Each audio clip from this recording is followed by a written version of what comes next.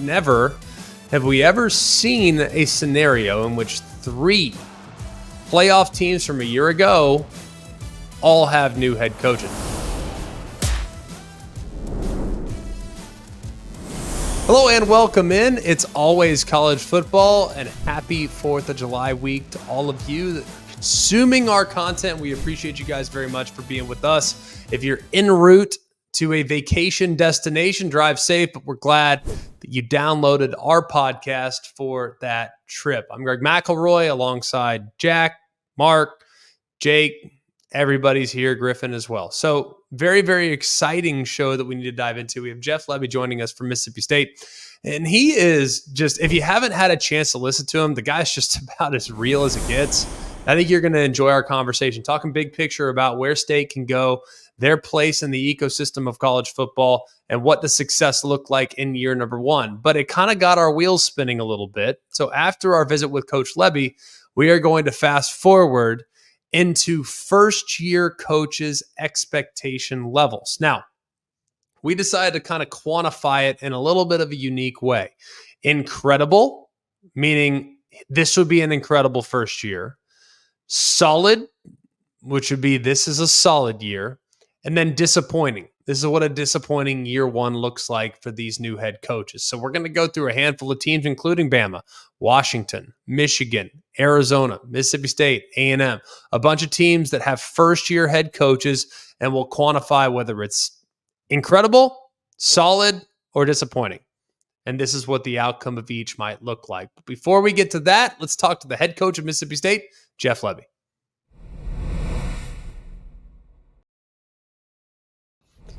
All right, well, welcome him in now. He's the head coach of the Mississippi State Bulldogs. He's Jeff Lebby. I've known him for a really long time. The guy's always scored a lot of points.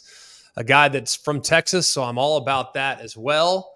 Jeff, it's great to be with you, man. Thanks again for having the time for us today. And help me understand, what was it about this job that became so intriguing? Because you've had options for a while now, but this is the one you finally decided to take. You know, there's a couple of things I think as I was looking at it and having the opportunity to get in this chair, it was always going to be about proximity to players and support. You know, those two things, I've said that a ton since I've been here. I love our footprint. I love our 5-hour radius. From where I'm sitting right now, you can recruit great players, you know, and not have to get on airplanes. And I think that's advantage us. And then the support, you know, we're going to walk into a full stadium every single Saturday, and State fans are incredibly loyal. They're passionate. And I think that's a huge deal for our guys. You want to do it on the biggest stage with the best and against the best. And man, we're going to get to go chase it right here, which is going to be a lot of fun. Well, it's got to be neat because, I mean, I remember playing in Mississippi State, and they were not a group that was all about wide open offense. Like, they were just a team you hated to play. Like, I mean, I hated playing Mississippi State because they were just tough as nails. They're blue collar as can be. They hated us. We hated them. Like, it was honestly one of my favorite games every year to play just because it was such a war. Now you take that blue collar mentality and mix it with an offense that can really pile it up. And that feels like a pretty interesting blend. So how do you maintain the culture of what's worked in the past while implementing your own scheme and trying to create opportunities offensively? Yeah, I think for us, the way we're going to be built is very similar to what it's been in the past for me offensively. You know, the physicality part and the toughness and the edge, we're going to play with that. And so I think that naturally is a really good fit. I love the tradition of State being, you know, hard-nosed and having great edge and toughness and physicality and being able to keep all those things, right, while going and scoring a bunch of points is, to me, what's going to make it a ton of fun. And I think we're going to be able to mix the two in a great way, and it's going to be an exciting brand of ball for people to be a part of. Why is there such a misconception about your offense in particular? Like, whether it's dating back to your time at Baylor or at Ole Miss or at Oklahoma the last couple of years, there's like this misconception. Well, they can throw it well. They create big plays. They must be soft. But that is not accurate. And I know that you are very proud of how physical your teams have played in the past. So how is it that there is a perception of what your offense is, and it's just so remarkably inaccurate? Yeah, it's always been that way. I think because of the tempo and because of the explosive plays, people just naturally think, man, these guys aren't going to run the football the way they're going to need to. And I've said this forever. Like, that is who we are. There is zero chance to win a championship if you can't run the football. Those things have to happen. So that's who we've been, who we're always going to be. But I like the fact that people kind of look past that at times. So hopefully that'll continue to happen. Well, it's like one of those, like on the scale, like find out. I won't say the other part of it, but like, all right, you do this, you find out. And I know that that's the way you want to approach it. When you look at Mississippi and the state of Mississippi and the talent that's come out of Mississippi, there is a certain level of loyalty there, I would assume. I know that there's that kind of in most of the southern states, but that loyalty's kind of gone more so than it was when we were coming up. Yeah. Hey, I can be a great player and go play at Georgia too because of NIL, or I can go play elsewhere.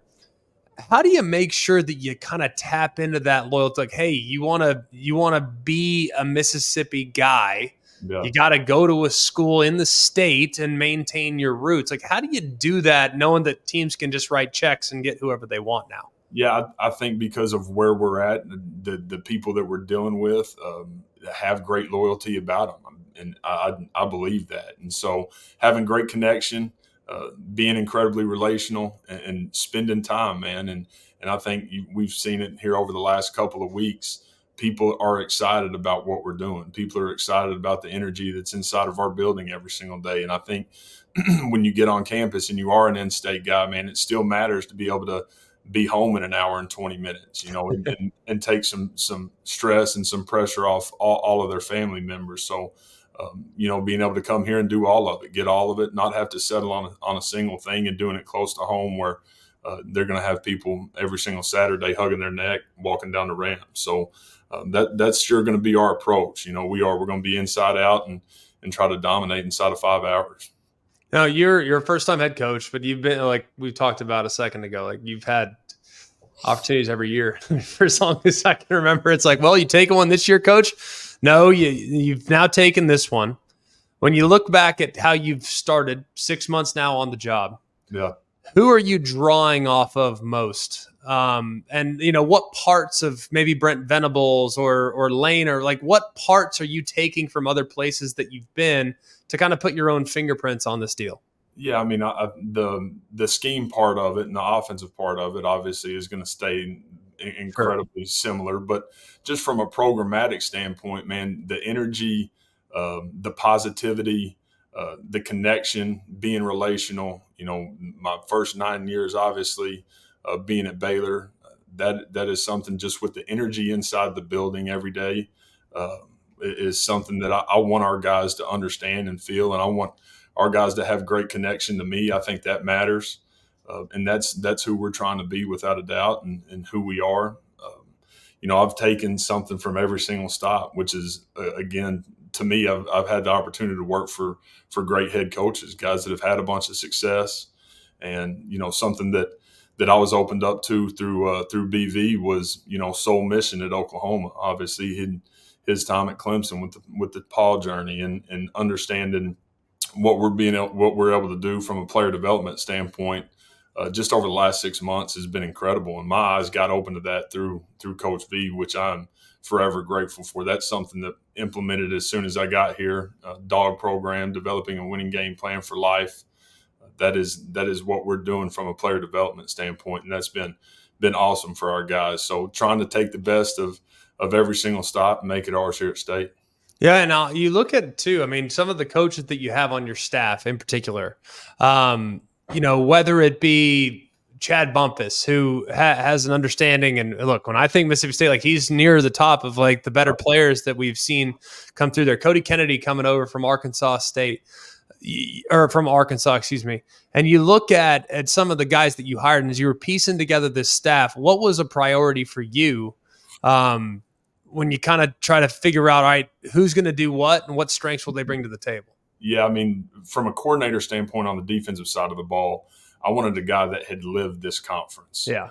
And that was incredibly important to me. I think you have to know the grind of it and understand what the week to week is to be able to go have success year one. I believe that. So Coleman, obviously, while not having the ability to call it, him getting his shot and getting his chance to be able to go call it, it was a huge deal for him, and to be able to stay in this league and go do it. But he's been a part of incredible defenses, whether it was at Alabama or South Carolina or Florida or Texas. He's been a part of some of the country's best defenses. And so him being able to grow inside this conference, and then being able to pair Matt Barnes with him, was a huge deal. Obviously, Barnesy called it at Maryland. He called it at Ohio State his last year. He's called it at Memphis the last three. And having him to be able to add is such a big piece to the puzzle and support Coleman, I think, was a huge deal. They had worked together. They're incredibly close. There's no ego. And there's guys in that room, man, just fighting like heck to give us our best chance to go win. David Turner, obviously keeping DT because of the success that he's had here. Again, a guy that's lived this conference and has understood it.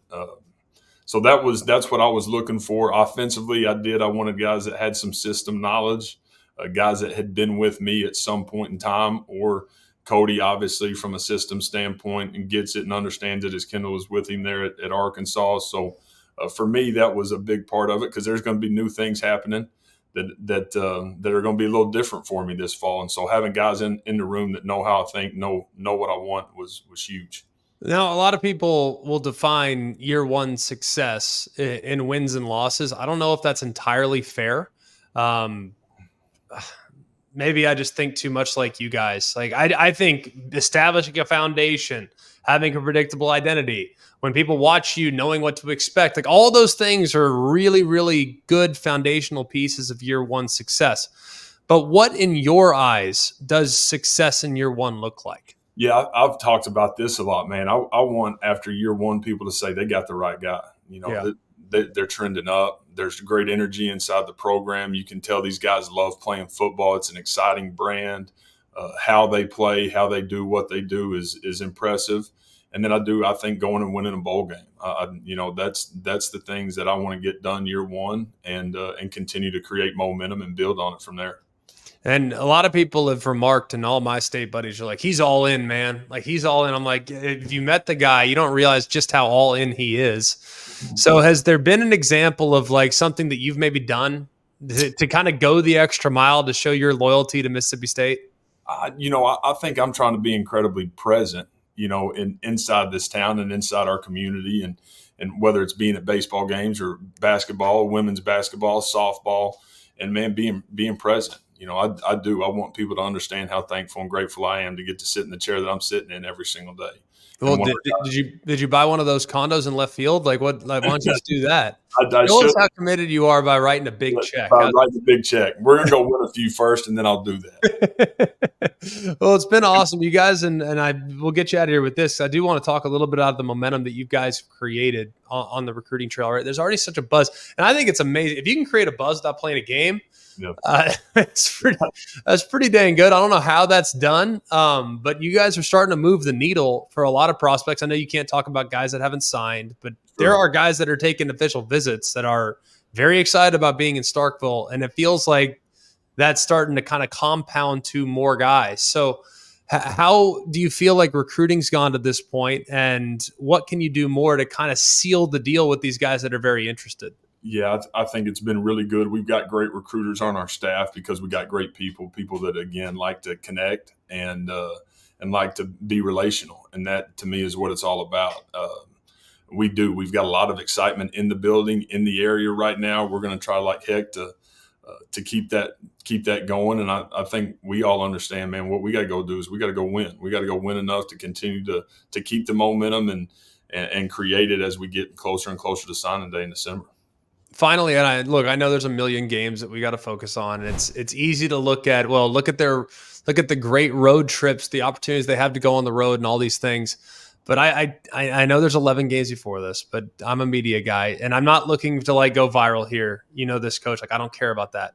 Yeah. But there has to be some level of excitement about the opportunity to coach against your former team in the state. I've called 4 Egg Bowls. I know how much that game means to the Yeah. people of the state of Mississippi. There are few games in college football that rival the intensity as that game. So knowing that one's on the schedule, it's at their place, and you're going against your former boss. How much does the Egg Bowl mean to you? Yeah, I mean, it's going to mean a ton. It's going to mean an absolute ton. It means a ton to everybody inside this state. It means a ton to our university, to our president, and our athletic director. So it's going to be that's going to be a fun one. There's no doubt about it. There's going to be a lot of business to be handled before, but that doesn't mean we don't know that it's going to be a fun one on that Friday afternoon. Yeah, it's gonna. I'm so cool too. I wish it was in its traditional spot on Thanksgiving. I get that. I can live on Black Friday. That'll be fine as well. But man, we are so excited for you. So glad that you have this opportunity. I know you're going to make the most of it, and we can't wait to watch your team this fall. Awesome, brother. I appreciate it, man. Thank you. Have a great one. Handful of first-year coaches that step into some situations that are in some cases very unique. Never have we ever seen a scenario in which 3 playoff teams from a year ago all have new head coaches? Now, part of that is because one guy left a playoff team for another playoff team. But either way, it's a unique scenario. So we felt like it'd be really appropriate to go through some, not all, of the first-year coaches for 2024, give an incredible season outlook, give a solid season outlook, and give a disappointing season outlook. Does that work? And we're going to go in order of where they finished last year overall in the AP poll and where they finished last year overall in their respective division and or conference. Let's start with the national champions, new head coach Sherrone Morre. Of course, they were 15-0. Of course, they finished number 1 last year. And I look at their roster turnover this year, and my expectations are not as high as they were a year ago. Granted, I love their defense. I love what they have in the secondary. I love what they have along the defensive line. I think they're going to be excellent on that side of the ball. But I do have legitimate questions with what they bring back offensively. I do have questions about what they have at the quarterback position. I think they're going to run the ball pretty well. I think the receivers are going to be underrated, probably pretty dang good. I think they have an elite tight end, but I do worry about them creating balance in the passing game, at least as of this moment. So I think an incredible season for Michigan this year would be to make the playoff at 10-2, 10-3. Maybe they get to the Big Ten championship game and lose. That would still be an incredible season, especially knowing some of the departures and the turnover that Michigan has experienced this past season. A solid season for Michigan would be 9-3. Now, you're going to say, hang on a second. How can you possibly think that way? Well, I look at their schedule. And I look right now on a neutral site. If they played today, I would take Texas, I would take Oregon, and I would take Ohio State. Well, they play all 3. 2 of the 3 are at home, which makes life a little bit easier. But either way, I look at Michigan, and I think losing to Ohio State, losing to Texas, losing to Oregon, there's no shame in that, especially given what those teams bring back and some of the departures that Michigan has to replace. A disappointing season for Michigan would be 8-4 or worse. Okay, you lose the aforementioned games. Those are games that are going to be toss-ups, games in some cases that you're going to be an underdog. But a disappointing season would be you lose those 3 and you lose a game that you don't expect, like a game against Michigan State, which will be played in the Big House. You lose a game on the road at Washington or at Illinois. I don't think it's likely, by the way, but certainly possible. We've seen Illinois teams give Michigan teams a lot in the past. Illinois has done a pretty good job in the portal these last couple of weeks, or maybe you lose a game at home to USC. That would be a disappointing season. So incredible, 10-plus wins. Solid, 9 wins. Disappointing, 8 wins for the Michigan Wolverines. Let's go to the team that finished number 2 in college football last year. Jedd Fisch takes over as the head coach of the Washington Huskies. They were 14-1. I think an incredible season for Jedd Fisch in year number 1 would be a playoff contender. Making the playoff, that goes without saying, especially given the departures. I mean, they had 10 guys drafted, for crying out loud. A bunch of guys gone at wide receiver. You lose your quarterback who was drafted 8th overall. You lose your best defensive player, Braylon Trice. You lose a couple guys at the portal. I think if this team can get back into the playoff mix, that would be incredible. A team that finishes in the top 20, for instance, in the AP poll at season's end. That would be an incredible year for the Washington Huskies. I think a solid year would be 9-3. You look at their schedule, I think there's 4 games that are extremely losable. All right, Michigan at home, at Iowa, at Penn State, at Oregon. Those are 4 very difficult games. So you get, you handle one of those 4, got to feel pretty good about it. You really do. And then a disappointing season would be 7 wins or less. 7 wins or less for Washington would be really disappointing for Jedd Fisch in year number 1. They're at Iowa, Washington State, and the Apple Cup comes to them. They're at Rutgers. That's a really difficult road trip all the way across country against a Rutgers team that I think gets a chance to be sneaky good. In the Big Ten, they get USC at their place. That game might be a bit of a shootout. So I look at that team, and if they get to 9, that's a solid season. They get to 10 plus, and you're a fringe playoff contender, elite and incredible season. And if they have 7 wins or less, that's a very disappointing season for year 1 for Jedd Fisch. Let's get to Alabama. Finished 12-2 last year, 5th in college football in the AP poll, and Kalen DeBoer takes over. An incredible season for Alabama this year would be to win the SEC and to make a run in the college football playoff. Making a run means get to the semifinal, potentially get to the championship. If they win the championship, that's icing on the cake. We already know that if you win the national championship, that's incredible. But underneath that, winning the SEC in a new look SEC with the 16 teams that are in that league, to win that league, to get a top 4 seed, potentially a number 1 overall seed, number 2 overall seed, making a run in the playoff, that would be an incredible first year for Kalen DeBoer, especially given the pieces that he had to replace on the defensive side and the pieces that had to be replaced and developed really on the offensive side as well. A solid season would be to make the playoff as an at-large team. That's solid. That's the expectation level now for Alabama. Make the playoff as an at-large team, meaning they need to be 10-2. They need to be 9-3 at the very worst. That's a solid season. Now, Vegas thinks Bama's going to win 9.5 games. Kind of right around there. 10-2, I think you're in the playoff. 9-3, you're on the fringe. Anything less than that, I think would be considered a disappointing year for Kalen DeBoer. So 8-4 or worse, that's really disappointing. When you look at the schedule, Georgia comes to them. They're at Tennessee, at Oklahoma, at LSU. Missouri comes to them. There are some difficult games on the schedule. Now, Bama's played well at home, but it's really going to come down, I think, in some cases, can they win one of the 2 at home, whether it's Georgia or Mizzou? Can they win 2 of the 3 on the road? At Tennessee, at Oklahoma, at LSU, I think it's very much within reach. And I think Bama can win the SEC this year, no doubt about it. I think they can make a run in the playoffs as well. They're just going to have to make sure they solidify the back end defensively and make sure that front 7 defensively and the offense doesn't skip a beat while running the football and creating balance with the passing game. Let's go next to Arizona. Finished 10-3 last year, 11th overall in the AP poll. And Brennan takes over from San Jose State. He takes over as the head coach at the Arizona Wildcats. Now they're in the Big 12 now, and I think an incredible year for Arizona in year 1 in the Big 12 would be to win the Big 12, earn a first-round bye. Now, Arizona lost a lot on the defensive side, whether it was guys that transferred out, guys that followed Jedd Fisch to Washington. There was a lot of turnover on that side of the ball, but they did retain the talents of Noah Fafita, their quarterback, and Tetairoa McMillan, their outstanding All-American candidate at wide receiver. So you have 2 very, very significant difference makers on the offensive side. The rest of the offense is pretty solid too. They bring back some other guys that also played pivotal minutes last year.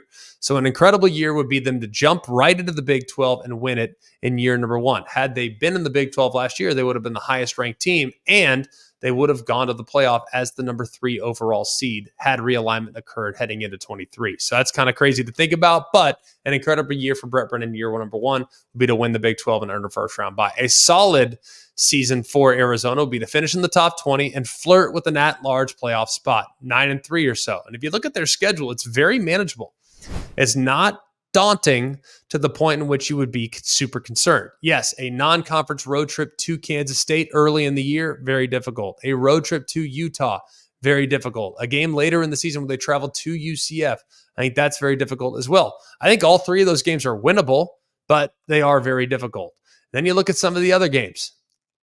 At BYU, I think BYU is going to be much better this season. West Virginia, a team that I really like. They do come to Tucson, which should make things a little bit more manageable. And then they head to TCU as well. Does Arizona there at the very end of the season. So you look at that, man, I think a disappointing season for Brent Brennan year number 1 would be 5 or more losses.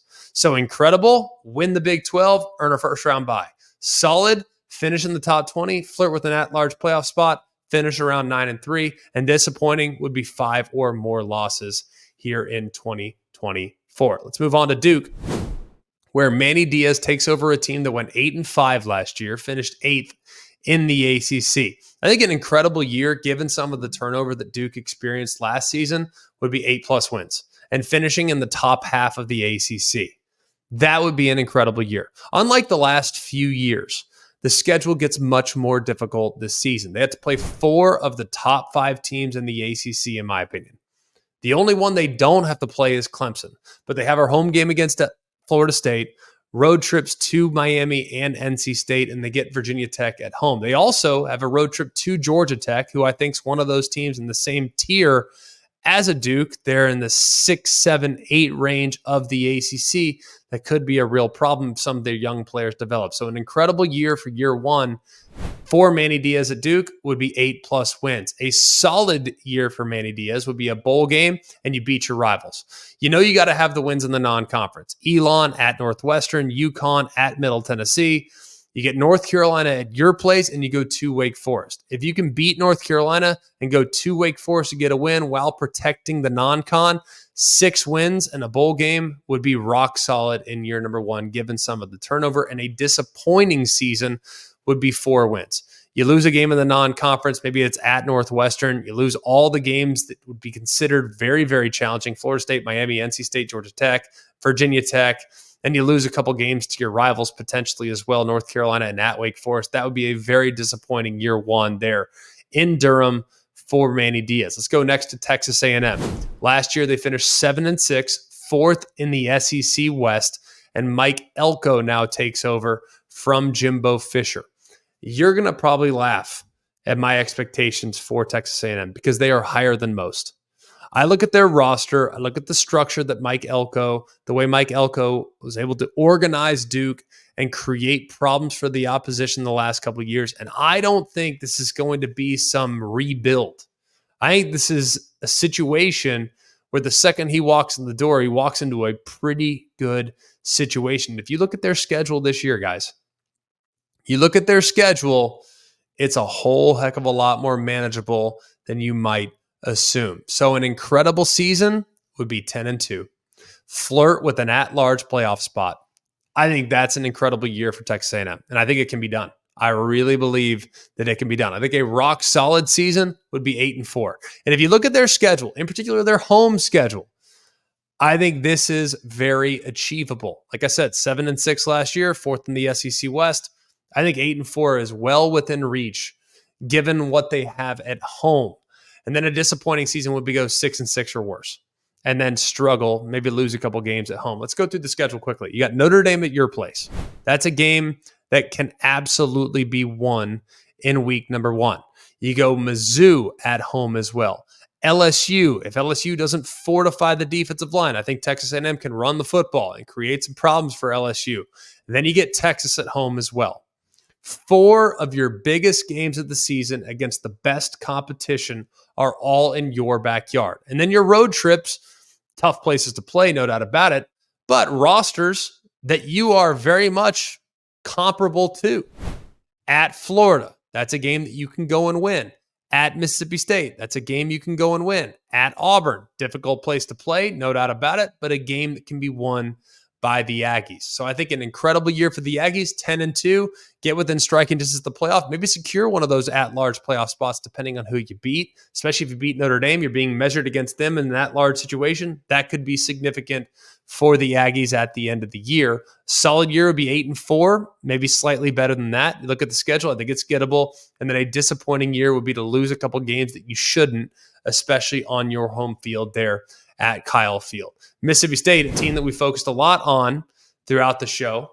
Got to focus on Mississippi State with Jeff Lebby on the show and everything. So looking at where they were, 5-7 last year, finished 6th out of 7 in the SEC West. Jeff Lebby comes in, and you actually look at the schedule, there's a lot of reason to be somewhat optimistic.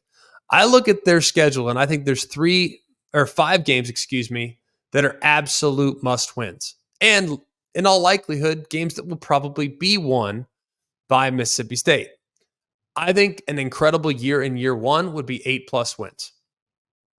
Meaning you win the 5, you pull off a game against a team that I think is maybe a bit of a toss-up, then you pull off a couple of massive upsets. 8+ wins would be an incredible year in year number 1 for Jeff Lebby. You got Eastern Kentucky, Toledo, UMass. All right, those right out of the gate, those have to be won. At Arizona State, bit of a tricky road game in week number 2, but one that I think can be won by the Mississippi State Bulldogs. Now you're at 4 wins. You got Arkansas at your place. I lean you in that game. Mississippi State can definitely get that one against the Hogs. And then you look at some of the toss-ups in there. Florida, that's a game that I think is a bit of a toss-up, but I think that game, Mississippi State, new offensive identity, Blake Shapen plays well. They might be in a great spot to get that one at home against the Florida Gators. Now you're at 6, and what did I say? You got to pull off 2 significant upsets. Well, is it going to happen at Texas? Probably not. Is it going to happen at Georgia? Probably not. Is it going to happen at Tennessee or Ole Miss, 2 fringe playoff contenders? Potentially, but those are tough to envision as well. Can you protect the home field and get it done against Texas A&M? Can you protect the home field and get it done against Missouri? I look at an incredible year for Mississippi State. Man, you get those 6 that we talked about, including Florida, plus 2 more big wins against A&M and Missouri at home. Now you're at 8. That's an incredible year 1. A solid year would be 5-7. Means you didn't pull off any significant upsets, and you won the game that you're supposed to win. I know people are going to say, solid, man. That's not solid. That's disappointing. Don't get to a bowl game. I just look at the schedule. I think the schedule is really tough. It's really tough. How many teams in the country had to play 3 teams that are likely going to be in the preseason top 7 on the road? And then how many teams in the country had to play 5 of the top 12 teams in the country in the preseason? At Texas, at Georgia, at Ole Miss, I think those teams will all be in the top 7 going into the season. Then you have a game against Tennessee on the road, probably a top 12 football team, and a game at home against Mizzou, probably a top 12 football team. So you look at all that, man, very, very, very difficult schedule. But if they can pull some upsets, it's definitely possible. And a disappointing season for them would be 4 wins, including a loss in the non-conference, meaning you lost at Arizona State, you lost to Toledo, or potentially UMass. I don't think that's likely. But either way, that would be considered an extremely disappointing year in year number 1 for Jeff Lebby and the Mississippi State Bulldogs. Let's go next to UCLA. UCLA finished 8-5 last year, 8th in the Pac-12. DeShaun Foster takes over as the head coach. An incredible season would be 8+ wins. Matching last year's performance would be incredible. I don't think it's likely, because if you look at 8 games that they have to play at LSU, Oregon at home, at Penn State, at Rutgers, at Nebraska, Iowa at home, at Washington, USC, that's really, really tough. I mean, that's a really tough schedule for UCLA, a team that lost an awful lot off last year's team. So 8 wins would be incredible. Solid, I think, would be a bowl game appearance. That would be solid. And then a disappointing season would be the wheels fall off and you go 3-9. I mean, I think you can get a win against Indiana. I think you can get a win at Hawaii. I think you can get a win at Fresno State. But if you lose the rest, whether it's Minnesota at home, at LSU, Oregon, Penn State, Rutgers, Nebraska, Iowa, Washington, SC, that would be really, really disappointing. But I do think a bowl game is within striking distance, and 8 wins or more would be truly amazing for DeShaun Foster in year number 1. And then finally, we'll finish with the Syracuse Orange. Now, last year, they went 6-7, 11th in the ACC, and Fran Brown has been tasked with the rebuild there at Syracuse. If you look at their schedule, their ceiling is a little higher than most other people would probably like to acknowledge. I think an incredible year for Syracuse would be 9+ wins and win at least 1 out of the Miami or Virginia Tech games at home. All right, win 1 of those, and the 8 that feel a little bit more gettable, you feel great about it. You feel great about year number 1 under Fran Brown with the turnaround that's already experienced. I mean, 3 wins improvement is huge for him in year number 1. A solid season would be 8 wins. That's right. You heard me right. A solid season would be 8 wins, means you won the games that you should win. It's okay to lose to Miami, Virginia Tech, and at NC State. Not okay to lose both at Pitt and at BC. Okay? You can lose one, perhaps. That's understandable. But it's okay to lose the top dogs in the conference. It's not okay to lose to teams that are on the same level as you, at least at the moment. And then a disappointing season would be 6 wins or worse. You lost basically all your toss-up games if that happens, and the ones that you're supposed to lose. So loss at Georgia Tech, lot at NC State, at Pitt, Virginia Tech at home, and then one of the two against Boston College or at Cal, and then you lost to Miami. That would be a remarkably disappointing in year number 1 for Fran Brown. But like I said, incredible 9, solid 8, disappointing 6 or fewer for the Syracuse Orange. That'll do it for us here at Always College Football. Continue to ask all of you guys to like, rate, and subscribe to the show wherever you get your show. We appreciate you guys coming to us from wherever it is you're coming to us from, and we encourage all of you to have a safe and fun 4th of July weekend. We really, really appreciate you being with us here on a holiday week, but don't worry. When we come back from holiday weekend, we might have a couple cobwebs, still after a long week off, nice week, sitting waterside or wherever it is you might be going. We might have a couple of things that you have issues with coming up on Monday's show. We're going to do our top 25 next week. And if you hate it, it's because we just had way too much fun on the 4th of July weekend. That's what it was. But if you love it, it means that your team's probably ranked number 1. So there'll be one team and one fan base out there that feels great about what we send out next week. But on Monday, we will be 25 through 11. And then on a little later in the week, we will do 10 through 1. So one of our favorite weeks of the year. We always put that out right before our media days because we know that July 1st is really the unofficial start to the season. Well, this time we're going to take a little bit more time because of where July 4th falls. So next week, lock in Always College Football, top 25 reveal. So for all of us here at Always College Football, for Mark, Jake, Jack, the other Jack, Griffin, I'm Greg. We hope you have an amazing day. Remember, it's always college football. Hey guys, it's Greg McElroy. Thanks for watching Always College Football. Make sure you like, rate, and subscribe to ESPN's YouTube channel and wherever you listen to your podcasts.